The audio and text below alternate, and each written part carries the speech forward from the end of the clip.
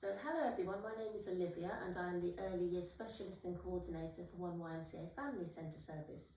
So today I have two very special guests with me because we'd like to tell you a bit more about Easter and what that means to us.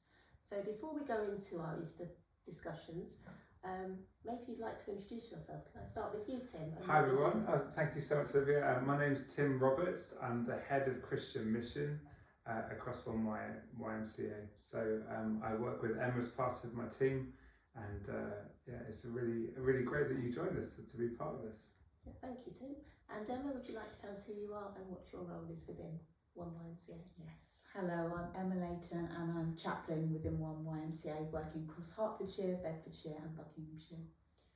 Lovely, thank you. And thank you again for joining us today for our Easter discussions. So the first thing that I would like to ask you, and it would be good if we could hear from you, Tim.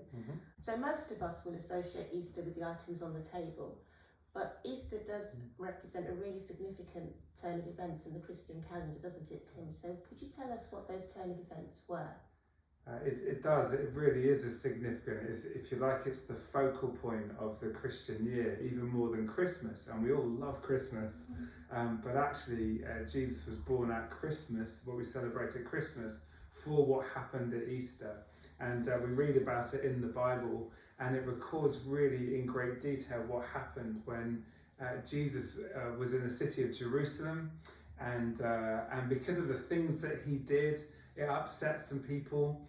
He did really good things, but lots of the authorities were threatened because he had a crowd of people that were gathering around him. They accused him of doing things that he was not guilty of.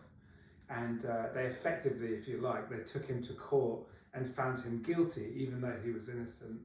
And he was crucified by the Roman soldiers on a cross.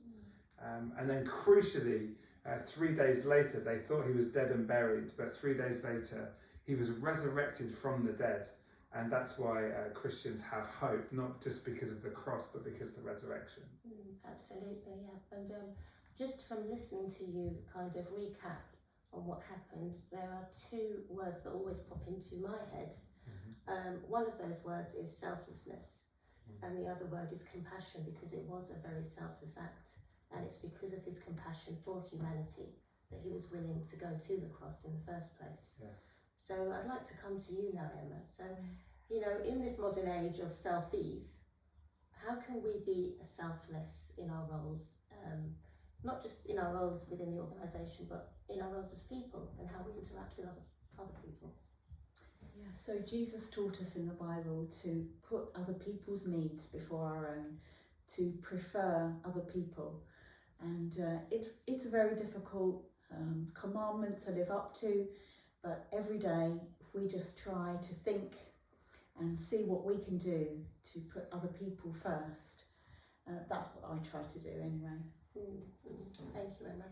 And Tim, when we think about the word compassion and what that means when we adopt it as a value as a person, we have compassion. How does that translate into our everyday lives and our roles as?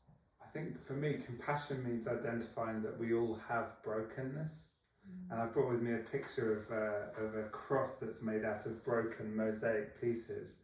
And for me, compassion is recognizing that we all are broken, and the cross kind of symbolizes the bringing together of our brokenness, and there's almost a beauty that God is able to make from that. So compassion comes from realizing that whilst we're different, actually we all share in a common humanity. Absolutely.